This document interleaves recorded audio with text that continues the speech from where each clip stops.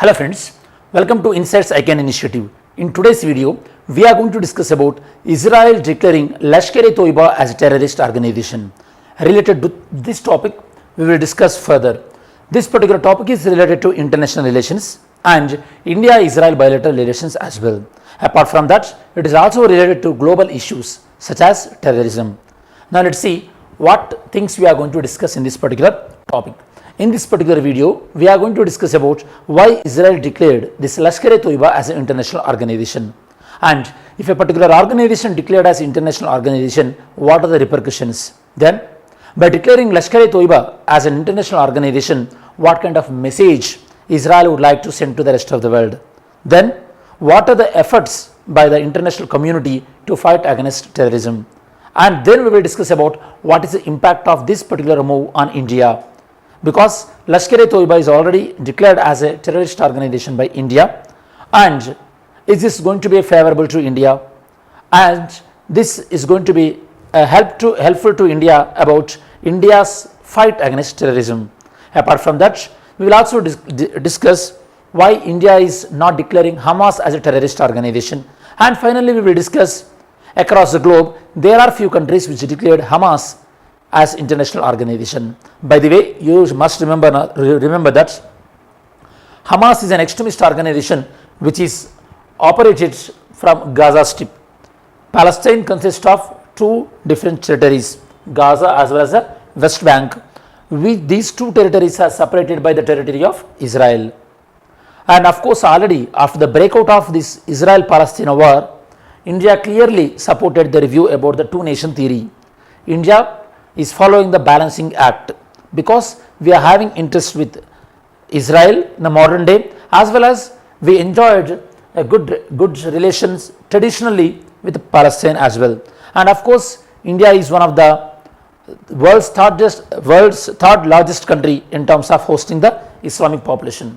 So that means we must maintain the balancing act between the Israel and Palestine. That is what India has done.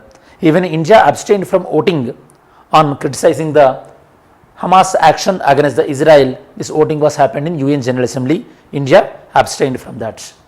So this is the geography of the Palestine and Israel, and West Bank, because this is present on the west side of the Jordan River. Jordan River drains into Dead Sea. And you know that this Golan Heights under the control of Israel after the 6-day war, and this is the Sinai Peninsula. Recently, place on Sinai Peninsula, that is Sharm el-Sheikh, which hosted the COP27. By the way, which city is hosting the COP28? Put your answer in the comment section. Now let's see why it is in news. As we discussed earlier, this is in news because Israel declared Lashkar-E-Taiba as a terrorist organization as a symbol of 15th anniversary of 26/11 Mumbai attacks. That means obviously it is one of the favorable action towards India. Of course, this action was followed unconditionally. India did not force or India did not request to do this kind of activity. This designation of Hamas, this Lashkar-E-Taiba is only based on their activities in India. Not only India, their threat to the world. If any particular organization designated as a terrorist organization means, what are the consequences? The consequences are various types of restrictions will be imposed, including freezing of their assets as well as taking over their properties of the designated organization. And if any individuals are having links with that organization, their properties also will be confiscated. That means wide range of consequences can be possible. What is the reason behind Israel declaring this Lashkar-E-Taiba as an international organization? First of all, Israel, you know that students, even though this attack started with the Hamas on Israel, later the atrocities, the harsh things which are committing by Israel in Gaza area, it is getting attention across the world. That means there are voices slowly raising, which is criticizing the Israel harsh actions in Gaza on Hamas, as well as some innocent people who are living in Gaza. To overcome that, to get a support for Israel, now Israel, by declaring Lashkar-E-Taiba kind of organization as an international organization, it would like to show its commitment towards fighting against the terrorism. And Israel only lists organization which are actively involving in terrorism in their own country or in their borders, or globally recognized terrorist organization by UNSC or US State Department. In this particular Lashkar-E-Taiba incident, Lashkar-E-Taiba already recognized as terrorist organization by US State Department. So this fits into category. Next, it highlights this activity, this action done by the Israel, it highlights the importance of unified global front in combating terrorism. You know the students, now the global level, we are fighting against two major issues. One is terrorism, the other one is the climate change. It is also saying the India stand against the terrorism. That means whatever the version we are saying that there is a lot of terrorism and there is a lot of terrorism due to this Lashkar-E-Taiba organization, now it is being validated by the Israel. That means it supported the India stand. Next, Israel global diplomatic campaign to isolate Hamas. Okay, why this step? Like I said earlier, by declaring this kind of activities, Israel would like to get support and would like to get a rally of support behind this fighting against Hamas. Of late, recently, Israel is facing a lot of criticism because of its harsh treatment of people in the Gaza area. So now it's required support across the globe so that they can fight effectively against the Hamas, as well as they can justify their action against people in Gaza as well. In fact, very few countries recognized Hamas as a terrorist organization. Of course, India so far not identified Hamas as a terrorist organization. We will see which countries identified Hamas as a terrorist organization. First one is European Union.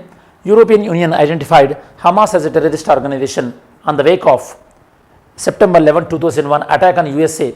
When Taliban done this kind of attack, at that time even they declared Hamas also as a terrorist organization.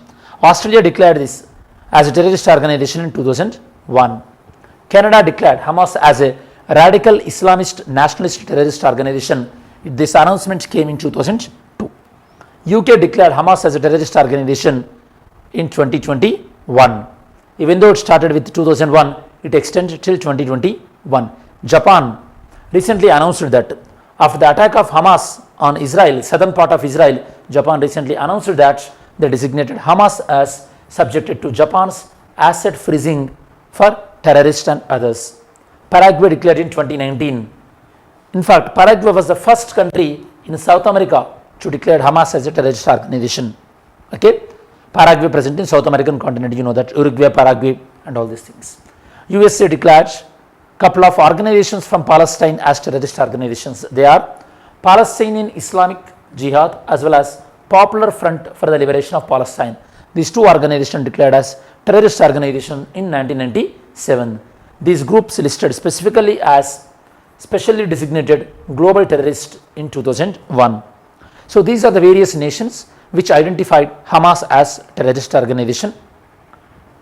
And here you have to understand about two words such as Al-Aqsa flood as well as Iron Sword.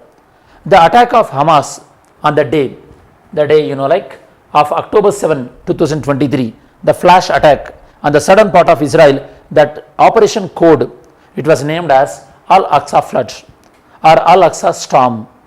It was retaliated by Israel forces with an operation named Iron Sword. What is India policy towards terrorism? You know that India already, time and again, it is clearly saying that India would like to condemn all forms or any form of the terrorism across the globe. It may be affecting India or it may be affecting other countries as well. India has zero tolerance policy towards terrorism. India identifying terrorist organization under its very stringent law, that is Unlawful Activities Prevention Act. Recently it was modified as well. In 2019, after it was modified, even individuals also comes under the jurisdiction of UAPA. Previously only organizations used to come under UAPA. Now we can keep individuals also under UAPA. As of now, as of February 2023, 44 designated terrorist organizations identified under this act. The last major organization which kept under this act was ISIS in 2015. India stand on the Hamas. So far, India not clearly declared Hamas as a terrorist organization. Of course, our Prime Minister condemned attack on Israel, but without naming the Hamas in his speech, because India is always supporting the two-nation solution to Israel-Palestine conflict. The reason is India is maintaining the balancing act of West Asia. That means we are balancing the interest between Israel and Palestine. Second one, significant Muslim population in India.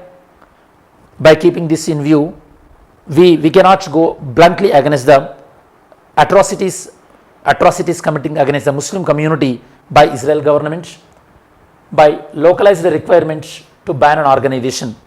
You know, UAPA, if you like to ban Hamas under UAPA, it has to meet the criteria as well, because UAPA deals with any organization which is working against India within the Indian territory, or very rarely outside of the Indian territory. So far, there is no proper support evidence that this Hamas is acting against India.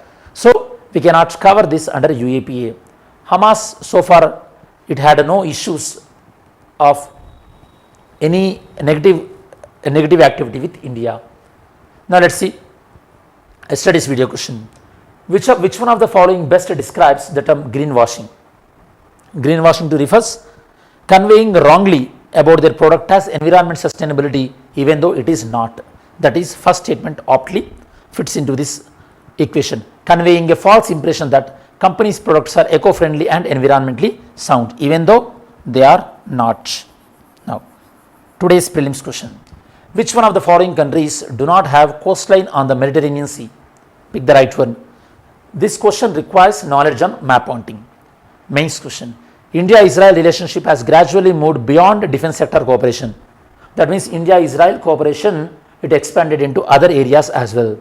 But still, there are certain issues needed to be resolved. Explain.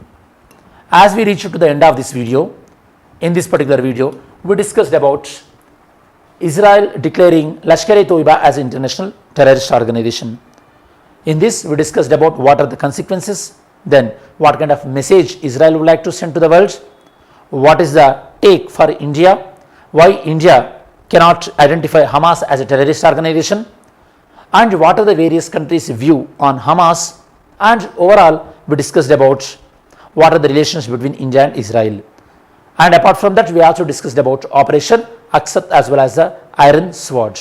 This is a detailed analysis regarding the Israel's declaration of Lashkar-E-Taiba as a terrorist organization.